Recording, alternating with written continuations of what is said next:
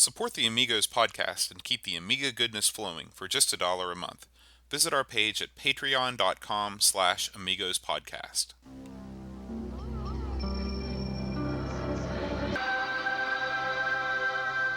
Amiga, the first personal computer that gives you a creative edge. Amigos, the podcast about everything Amiga. Amigos is a proud member of the Throwback Network, your home for quality retro podcasts. And now, here are your hosts, Aaron Dowdy and John Bodovkar Schaller. Hi everybody, welcome to Amigos. I'm John. And I'm Aaron. And today we are going to talk about Speedball 2. Brutal Deluxe. And it's about time that we had a podcast centered around our national pastime. Being brutal? I was thinking about Speedball.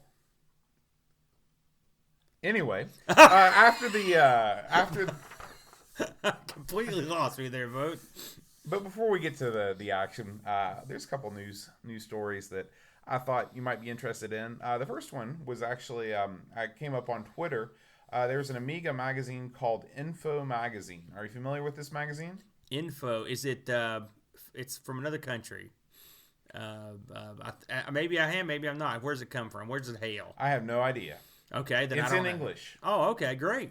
So Info I would guess maybe from England, maybe from here. Is there an Infoland somewhere? But it was originally a magazine that covered the Commodore 8-bit computers, but then it shifted over to the Amiga. It was published from 83 to 92, and full scans are available of it now on the archive.org. See, you threw me off there. I thought it was a modern magazine. Sure, Oh, no. Info Magazine. I've heard of that. Okay. I thought it was something new. No. This is a classic magazine, and you know. Sure, yeah. I'm always very grateful to all those fine folks out there that take these magazines and scan them in. You know, it's a painstaking process to do. You know, there's an outfit out there that will scan your books and magazines for a very reasonable sum. Really? Yeah, I've heard Shane R. Monroe talk about it. If I can find it, I'll drop a note on our show. But basically, the gimmick is when you give them a book or magazine, they will scan it in. They do a real good job. It's real cheap, but the book or magazine must be destroyed by them. So once you send it to them, you don't get it back. That's the catch. I hear they do a great job. Yeah. So, Well, I imagine they probably chop off the binding in some way and then kind of feed it through. it's possibly that, and I would assume there was some legal aspect. Well, you know, to it. I wrote my master's dissertation on the Google Books project. Yes. And they have their scanning machines are unbelievable. They actually have robot page turners, and they'll sit there and they've got these huge cameras that come down. I'd love to have one of those. I don't know what I'd do with it. A robot page turner? Yeah, it'd be great. I'd just sit back in my armchair, just have it turn pages for me all day long. Would you read the pages or just laugh? If I wanted to. Oh, okay, I got it. Next up, we've got some comments on our blog. Lord. Dreamcatcher posted this factoid. So he talked about the Apple II version, the audio being kind of sparse in Karateka. And he said that the Apple II actually couldn't process simultaneous sound and movement. So that's why you only hear the sound effects and music wherever there's a pause in the action. Now, wait a minute here. I'm no Apple II aficionado. I never claimed to be. However, I distinctly remember playing Choplifter on an Apple II and having sound while playing. Well, you may be misremembering. Is that what you're taking Dreamcatcher side over me? Hey, I'm going to give my master's dissertation on whooping your ass. We're going to have to do a special Amigos Plays of Choplifter for the Apple II to resolve this. There's no doubt in my mind that I'm hideously wrong. But I took a basic programming course, I'm sad to say, and it was on Apple Basic on Apple IIs. And so when the magnanimous teacher was feeling generous, he would let us play a couple of doodads on there. And we were playing Choplifter. It was a big game for the Apple back in the day, Choplifter. Now, were you playing an Apple II or were you playing an Apple IIe? Oh, was there that big a difference? Yeah. Honestly, I don't have any idea. It was an Apple II. Because, the Apple II went through several revisions. And I think it was an Apple II. Was there a C? I'm sure there was. It seems like maybe it was a 2C. The 2E was the big one. Was it? Yeah, that was. Now, That's the one can that I it thought display sound? Or can it display sound? Because that would be something. That would be something. Can it display? You don't know, do you? I don't know. I have no idea. Okay, Dreamcatcher. Last week he proved me right. Now he's gonna bury me deep beneath the crust of the earth. No doubt. So I'm sure we'll have a follow up on that. Oh no, we don't have to do that. Just let it die. And then we also had another comment, a couple comments from a new listener, Loggins 1969. Kenny Loggins? Maybe. Where's Messina? Well, he is from Norway, and I'm not sure where Kenny Loggins hails from. I'm guessing not there. He says, it's unreal to listen to two Southern Americans talking about the Amiga. Cool. Usually it's a European theme. And so he said that he's from Norway, and he enjoys us Southern Americans. We are, West Virginia folks, for those of you that aren't from the United States, and maybe including people that are from the United States, it's not that Southern. Well, we're not technically in the South. Yeah. To be fair, our state was born, it was the only state that was born from our Civil War. And so... And it was born because we didn't want to be in the South. That was the whole premise. Right. So now that much said, we had plenty of Southern sympathizers and blah, blah, blah, blah. Mm-hmm. But a lot of people, including, I'd say the majority of this country would consider us the South. But technically, we're sort of in the middle. We are. Y'all. But thank you. It's funny, looking at the CinemaWare website. It is funny. They never update that thing. You know, there's so many 404s and stuff on that. No. It's unreal for a company that still claims to be out and about doing stuff. I was looking to see for shipping dates for the new Defender of the Crown game. See, you were looking in the wrong spot. You can't look on. You have to look at the classic CinemaWare site. Yeah, I had to redo my Google search. And what's really funny is that, let me read you the exact sentence. Defender of the Crown shipping starts April, end of May 2016. Yeah, I saw that. So they forgot to erase the April, and they just put end of May 2016. Is that what that was? I'm pretty sure. If I recall correctly, a couple weeks ago, I gave a definitive date on the shipping of the CinemaWare classic Defender of the Crown set. So I will, as a top-notch journalist, I will retract that statement and say that once again we have no idea when it will be released. We want to, and Sven, if you're still listening out there, we would drop us a line. Yeah, give us the inside scoop, brother. And what was, if you guys, if you're new to the podcast and you want to hear, we actually had a guy, Sven from CinemaWare, on our podcast. He was on was it the Turrican 2 episode? Turrican 2, since it goes one of his countrymen's games. Yeah. And so if you want to listen to him talk about all the stuff that CinemaWare has going on, go back into our archives and check that out. Was that our most popular episode in terms of... No, Hybris is still our most listened to episode. But that's the first episode we ever did. Is it... Zool 2 is definitely above. There are a lot of things above Turrican 2. Really? Yeah. Not Zool 2 because we didn't do Zool 2. Zool. I don't see Zool 2 in our future either. Probably true. I'll be honest with you. That's like a good idea to me. Lionheart still did very good numbers also. See, most of our listeners must be like me, and they think Lionheart's better than you do. Yeah. I replayed that after we had that conversation a couple weeks ago. That's a good game. Use the 2-button joystick. I just brought Bo a Genesis controller, guys. So he can sit down with the Amiga, and he can play it with 2 buttons, because you're spoiled. And you can sit down and play it with 2 buttons and see if you like it better. I look forward to, I'll revisit it on the original Amiga. Maybe and just ignore the guy, I looked at the guy. He's not that bad. The Lionheart guy. He looks like a Masters of the Universe guy. He looks does. He looks like He-Man. Yeah. But with some kind of lion head. But you can't even see the lion head. Well, not when you're playing. Yeah. But I'm just saying, he doesn't look... he looks sort of stupid. He looks... Yeah. But it's not hideous. It doesn't detract. It detracts a little. I'm not going to lie. A little bit. I can tell you the 2 words that make this game terrible. The weapon. If the weapon would have been a couple pixels longer... The weapon is short. And if he would have had some sort of a maneuver where you could strike at enemies at ankle height and not let them destroy you... You've got that sweep. Yeah, you do. You've got it all right. You're killing this game. Well, yeah, go back and try it again. So, okay. Anyway, moving on. I wanted to just bring up that Dreamcatcher has been very active on our blog. Gasp. He posted some articles just this evening. He posted an article about a Nestle Quick endorsed game or a licensed game that only came out in Germany. Is it the Nestle Quick Rabbit? The Rabbit. No right. kidding. Yeah. So check that out. Was it an Amiga exclusive, or did it just get ported to other stuff? I haven't read it yet. I haven't seen that one either. Tonight. Dreamcatcher, you're a machine, sir. Yeah, I did read some of his other great stuff. Though. Yeah, he talked more about the Poppy controversy with Cannon Fodder, and also posted a really interesting article about a branded Turrican 2 joystick. I saw that. The joystick looks very. Well, you saw my comment on the face. Like it reminded me of something a marital aid. That's what it reminded me. I'm sorry to say. So if you want to know what he's talking about, check that out. You can see all these articles on our blog at amigospodcast.com. Did you see the article he did about the people that won the programming contest? Oh yeah, that was basic thing. That was so great. That's got to be the most in-depth recording that's ever been done on that. Oh. I was highly amused at the fanfare that those guys got after it was over. A small blurb beside the credits bar. It's like, oh, by the way, here's this. Yeah. What else do you have news-wise, Aaron?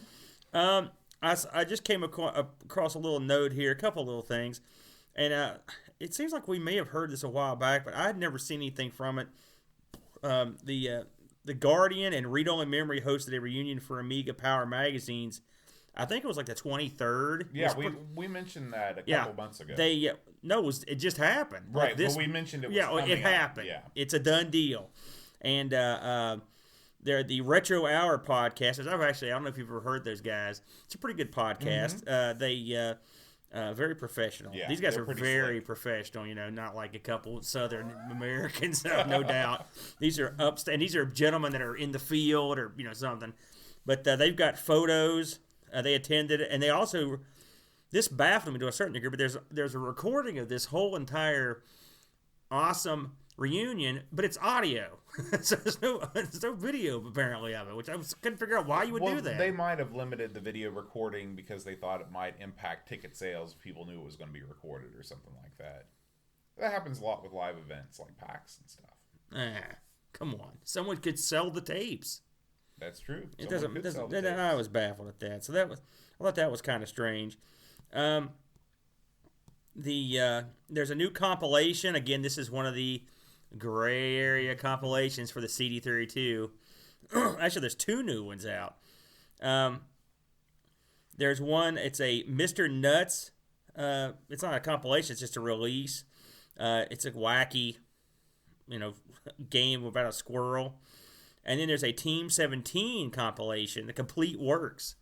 Incredible, right? Yeah. So those are both, you might want to try them out if you own the games, if you don't care about that stuff, whatever whatever toots your horn at this point. I don't know how to feel about this. What do you think about, we should talk about this just for fun. Here we are, it's 2016. I don't know when Mr. Nuts was released, but let's just for fun say it was released in, say, 94. So you're talking... 22 years ago, and most Amiga games could be up into 30 years old. Do we care about pirating stuff for this now? Does it matter anymore? I think Kickstarter aside, or you're with Colanto out there that owns the Kickstarter stuff, but and I can understand they've got a foot in the door there, okay? Because it's not like you can't get them if you want. Most of us have Amigas that we could pull them right off if we wanted them. Doesn't bother me that much, but what do you think about pirating software for a classic system? Well, I feel borrowing. I feel kind of the same way that I do about, obscure music before things like iTunes and Spotify, whatever, came along.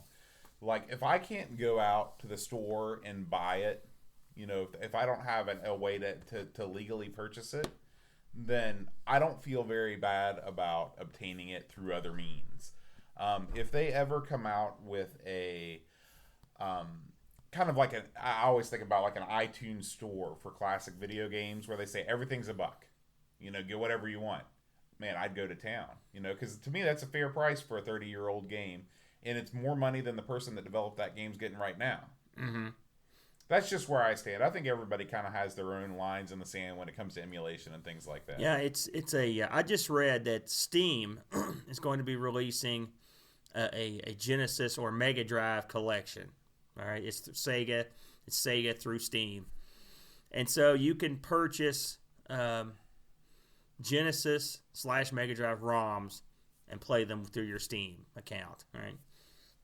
I haven't seen the pricing on something like that, and I think about it, and I've got a zillion ROMs. I'll come clean, as you know, because I've got a MAME cabinet with a bunch of ROMs, you know. But I'm pretty much almost all classic stuff.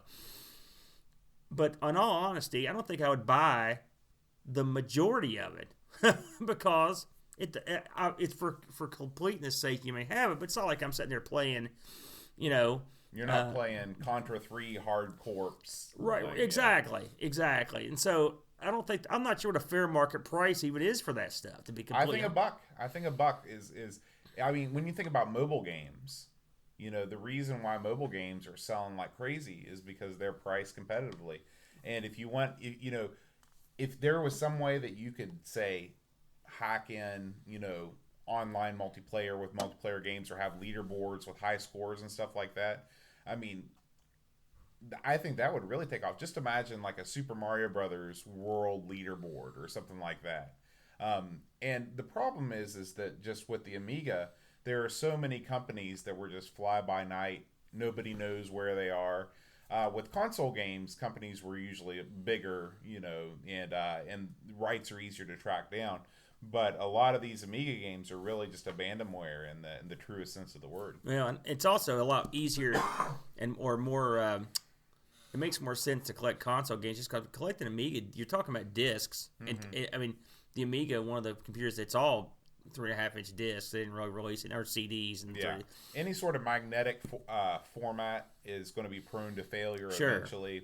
Carts are a little bit more, battle hardened. Yeah, I will say it makes me appreciate the fact that I can play this stuff off a compact flash, not just because it's quicker, but because a lot of my collection works, but it's it's a matter of time, right? So, but I try to support the Amiga community when I can. I mean, this podcast is sort of like part of the reason I got into it, because it's fun to talk about what's going on. But a collection like the Cinemaware collection, for example. Boy, I'm always behind that stuff, especially with something I'm really into. And I'd like to see more of those things. If they ever get the darn thing released, it'll be great. But, I want to throw money at the people that are still around, in the community. And Cloanto, the same thing. They got the Kickstart rights. They should get a couple bucks. I mean, unless you own an Amiga and you could pull your own ROM, which a lot of people can. Yeah. But I'm about the same way.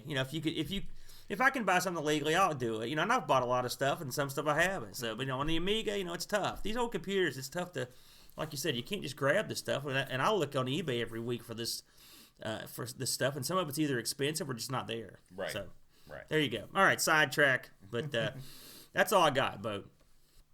All right, let's go ahead and get right on into the game. Speedball 2. So, Aaron, what can you tell us about Speedball 2?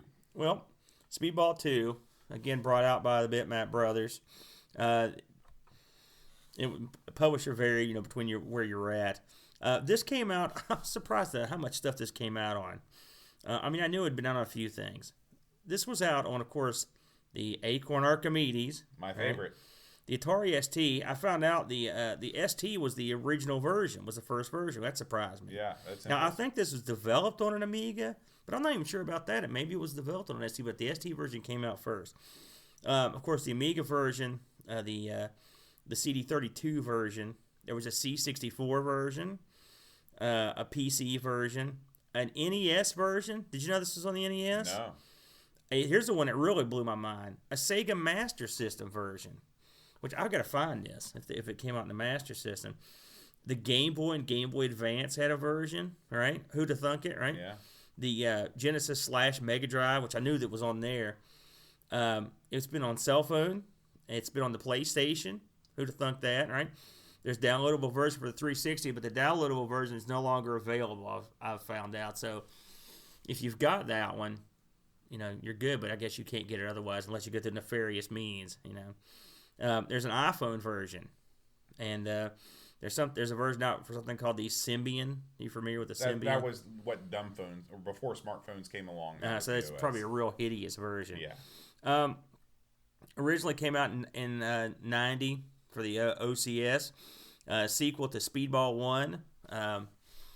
Speedball 1 was a pretty good game. I played it back in the day. Have you ever had a chance to play the first one? I haven't played the first one.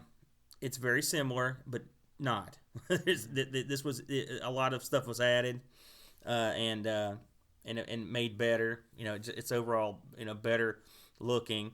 I played the CD32 version for the first time during the week leading up to this podcast, and as I'd read the pretty much the extent of the upgrades to the CD32 were more colors.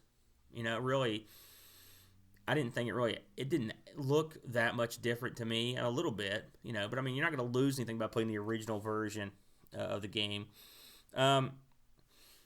The original Speedball was about this league of ultra-violent. It was like an ultra-violent sport. I think it was somewhere I think it was like 2095, and it failed due to being a violent and corrupt sport. So pretty much. So they created a violent and corrupt sport, and it failed because it was violent. Yes. And corrupt. And then the story behind Speedball 2 is it was, as the game was forced underground. It was emerging out of the darkness, and there was a new team in the league, and the team was called Brutal Deluxe. And of course they were. You're the sucker running this band of miscreants and misfits. Now, I know that we played, or when we played each other, and when you play a knockout game, you play another team, and I can't remember the name. Do you have any of the names of the other teams? No, I don't. I have no idea what their names are off the top of my head. I mean, with a team name like Brutal Deluxe, you wonder what are the other team names? Yeah, the game is it's frenetic. It reminded me a lot of, like you said, we were talking about Was it Kickoff 2? Was it Kickoff 2 we played? No. It was where it's just like go go go crazy time. That's pretty much. This is probably even more frenetic than that was. Although it's easier to control the ball in this game. Oh yeah, that's a fact. The teams have 9 guys on the court.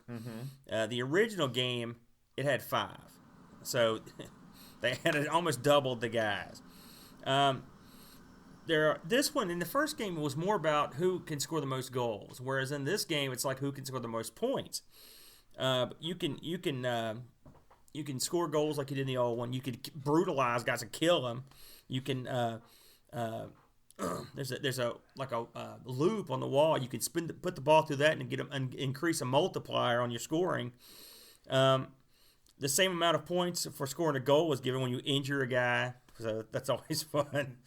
And then one of the neat strategy parts of this game is when you injure a guy, there are 3 substitutes on your team. And when you use those guys all up, or they all get killed, the injured guy has to go back in.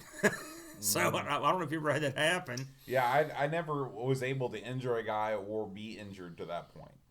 Oh well, it happens. And so when you're a big part of this game is allocating your points to various things to upgrade your guys, and eventually you can even pick up new players that are specialized guys or tougher guys or whatever.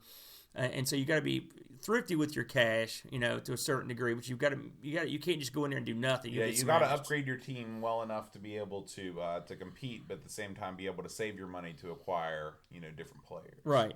When you play the game, I'm trying to think. It's more like, what it reminds me of. I remember watching the original Battlestar Galactica. Did you ever watch that? I've never seen it. You've never seen the original Battlestar Galactica? No. I've never seen Earth 1980 either. Well, in my mind, they're like the same show. They're not the same. For one thing, they had Lauren Green in. Isn't he the guy from Saturday Night Live? No, Lauren Green. Yeah, he was in Bonanza. Oh, which guy was he in Bonanza? I'm familiar with. He was the dad. Really? Yeah. But Lauren Green was Commander Adama. I know this is a lot of build-up for this little quip. They put this game in Battlestar Galactica that sort of reminds me of Speedball in a way. It's a kind of a combination of soccer, football, whatever you want to call it, and like handball or something. It's not soccer because you don't kick the ball. You just throw it around and carry it. Yeah. But you have goals, but you've got weird like Pac-Man style tunnels. Are you still talking about Battlestar Galactica? No, I'm talking about the actual game. Well, I missed the connection. In Battlestar Galactica, It's a lot like that. Yeah, they they play have a a game in pit. there? The Okay. guys got in it and they threw this ball around. And you had to throw it okay. to this elevated hole. And it's a lot like Speedball. Yeah. So I don't know. I almost wondered if the guys ever watched Battlestar Galactica. Probably. Picked it up. There's no sport that matches up perfectly for what Speedball is. Also, you're not killing people in a real sport, hopefully, but it works. The graphics are done in that kind of Bitmap Brothers style. Everything's real dark gray and green and brown. It's that Chaos Engine.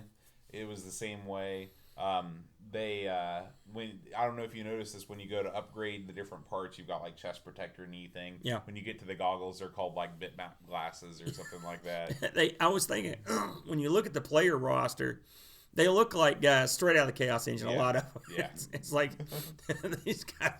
I mean, those guys have a unique style, and while we're on the subject, they have the unique music. It's the soundtrack's good. Again, there's really no, once the game starts, you're playing. There's There's like crowd noise and there's the sound of the hits and everything. The sound effects are pretty good. I like the vendor out there, ice cream. There's a guy out there trying to sell stuff. As usual with those guys, the little touches. Yeah, absolutely. Make it a lot of fun. Did you try to compete in a league, or how were you playing it this week? Most of my matches, I was just trying to play as many matches as I could to try and defeat you. And so I just played a lot of knockout matches. I do the one-on-one thing, and just because I knew that that even if I won a league match, I'd be getting more money, and I'd be getting things that wouldn't help me necessarily in my fight to destroy you. So I did do some research and found out that there's kind of like a I guess you kind of play through, like, is it like a season when you do the league? Yeah. You go through and kind of round robin all the teams. Well, there's like 4 or 5 modes.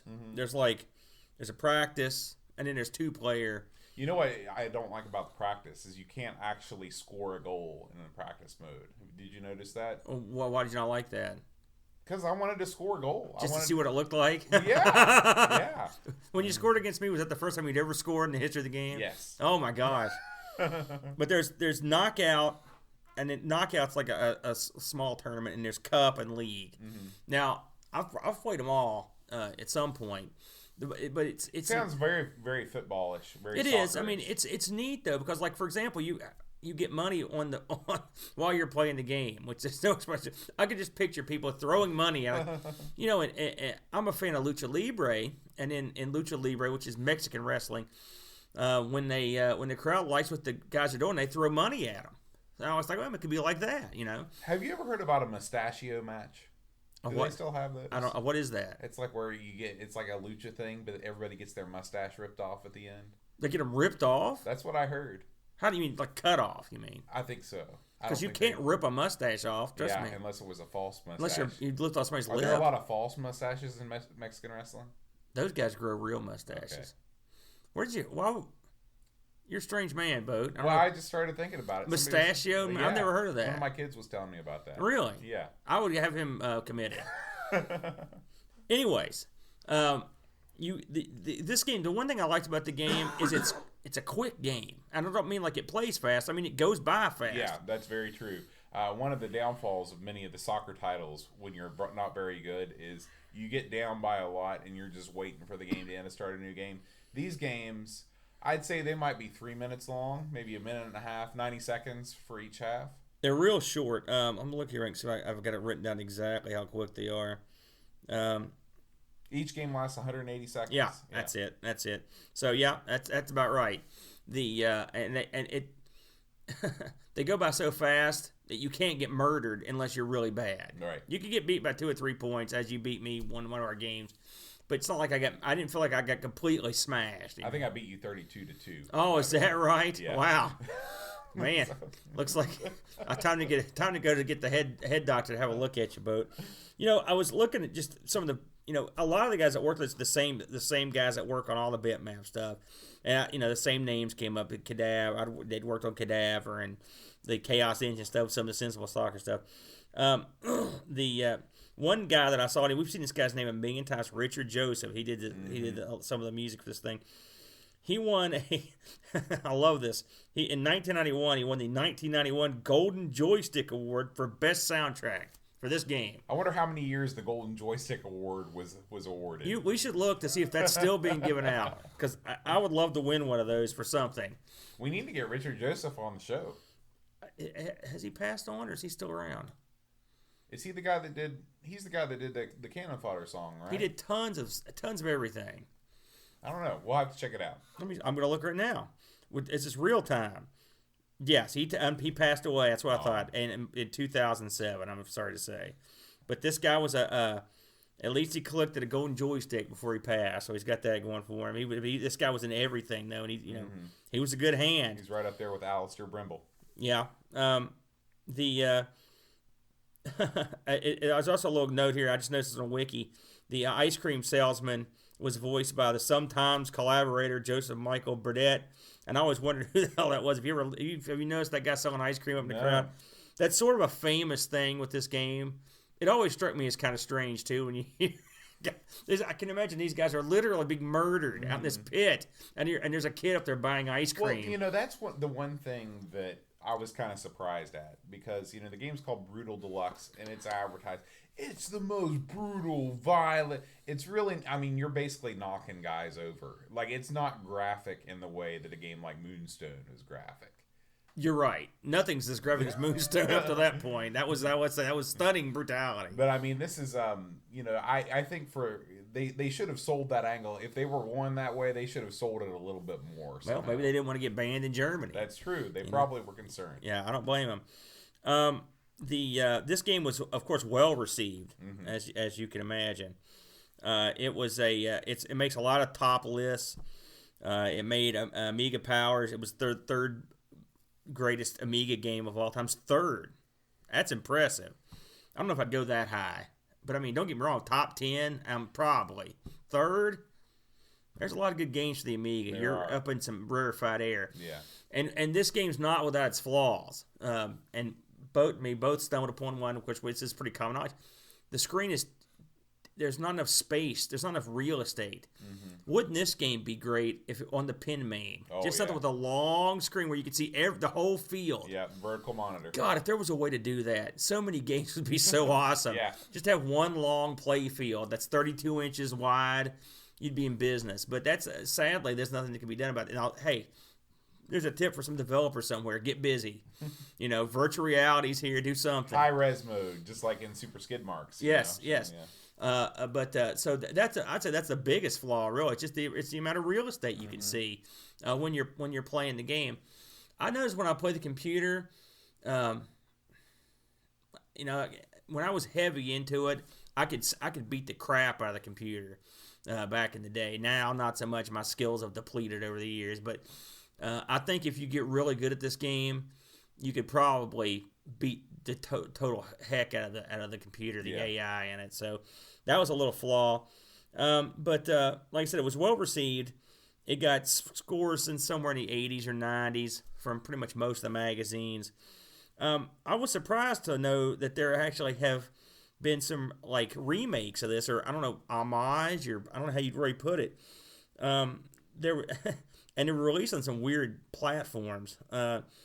Speedball 2100. Right, have you ever heard of this? No.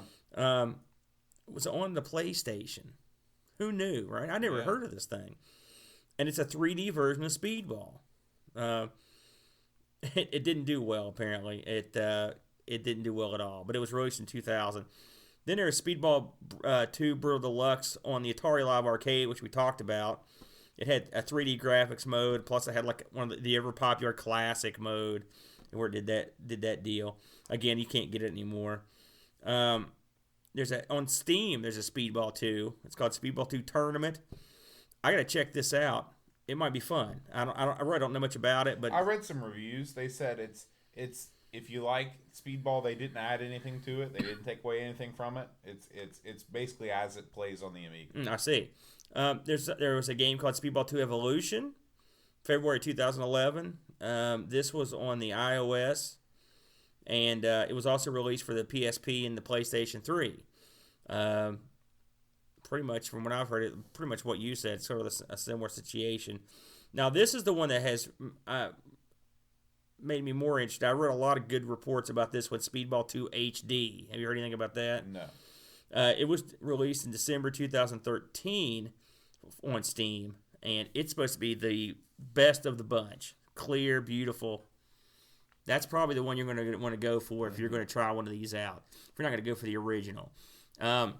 If it's got online multiplayer, I'm in. So that would be the one thing I'd like to see. Can you imagine? We were talking about this earlier. 9-on-9 Speedball. That would be awesome. Mm-hmm. Just to have all those guys be human. Holy smokes. That would be outstanding. So, hope springs eternal. And the funny thing is, you're getting Speedball releases as late as 2013, so just a couple years ago. Pretty neat that the game has held. Well, the game has never really slowed down. If you think about, it had releases for the original systems, and then for the Game Boy Advance, and then the PSP, and it seems like it's never really gone away. Well, you see some of these games that come out that are like simulated sports, or they're doing a new sport. I remember there's a caveman football game I played for a while. It was an arcade game, and there's been a few attempts to try to make a new sport, but it's hard. It's hard to make one that's fun and interesting. They pulled it off, really. You could almost, this is one of those sports, it's almost something you could see actually played. I wonder if anyone's ever tried to actually play Speedball 2. Without the killing. Yeah. It would be. Can you imagine seeing suckers throw a ball through a little loop you couldn't really simulate the going out one side and coming in the other part of it, but everything else you could pretty much simulate. You could. It'd be pretty interesting to see. But I like the game, despite some of its flaws. The worst offender being the small screen. I think it's fun. It's just great multiplayer. I wish it had, like I said, had more people, like TV sports. But it's really more like hockey than anything else. Now that I think about it, there's a lot of similarities to hockey. Yeah. But it's its own game. There's no doubt. It is. Well, did you look on eBay to see what kind of action it was getting? I did. Right now, there's one available in the States for I think it was right around $50 shipped. 55 bucks. Yeah, box copy. If you're looking just to get the discs, no problem. There are discs out the yin yang. You can probably score one between 7 and 12 US shipped. If you want boxes, they're really the boxes were all over the map. I saw people selling them for 135 bucks. Of course, those are your usual profit takers. And then I saw a guy sell a box for under $20 shipped. Pretty good deal. If you see it out there cheap, grab it. But you probably are going to be paying, in UK not so bad, but you're probably, in the UK, you're going to be paying between 30 and 50 probably for it, US. If you're looking for the CD32 version, it's not as prominent out there, but of course it doesn't have a box. The ones I saw, it's just the CD in a case. I didn't see any boxed versions. It's a lot of CD32.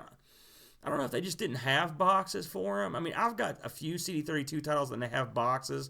I don't know if everything had a box. Most of what I see is maybe some of the later releases just came in those little jewel case that's what I always see. So, or people just trash the box. Mm-hmm. CD32 version, no, I saw a copy sell for under 35 US shipped. So you can get a deal on it as well, but of course you're not going to get the cool box. And there are different boxes. I noticed that some of the boxes had just different art. That I didn't like some, and some I liked more. Like I used to own this. I was telling Bo, I owned this up until last December, and I sold it for it's Christmas money. How much Amiga stuff have I lost trying to raise Christmas money? But that was another thing. And I had Flashback, and I sold it too the same week. Sold both of box copies. So I'm kicking myself now. But what are you gonna do? Yeah. Well, overall, I think we both give this a thumbs up. It's a definite must play if you're an Amiga fan. I like it a lot more than Kickoff or Kickoff 2. In fact, I'd say it's one of the, I owned it, I bought it, so I would like it. But I think it's one of favorite Amiga title. Certainly multiplayer. Yeah. I'd like to thank our sponsors, Colbjorn Barman, Mark McDonald, Adam Bradley, Chris Folds, Will Williams, Zach Zimmerman, Daniel Bingston. Every week I want and you to got get to Colm Zach. Bjorkston with no problem. O'Brien's Retro and Vintage, Chad Halstead, and Brent Dowdy. Thank you so much for your support. If Yes. you'd like to support the Amigos podcast, check out our page over at patreon.com/Amigos podcast.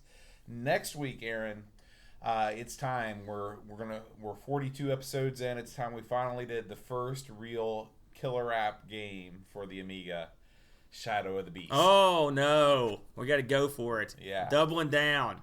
So join us then for more antics. We're gonna need all the support we can get after playing that game because that's a hard game, man. All right, until then, Adios.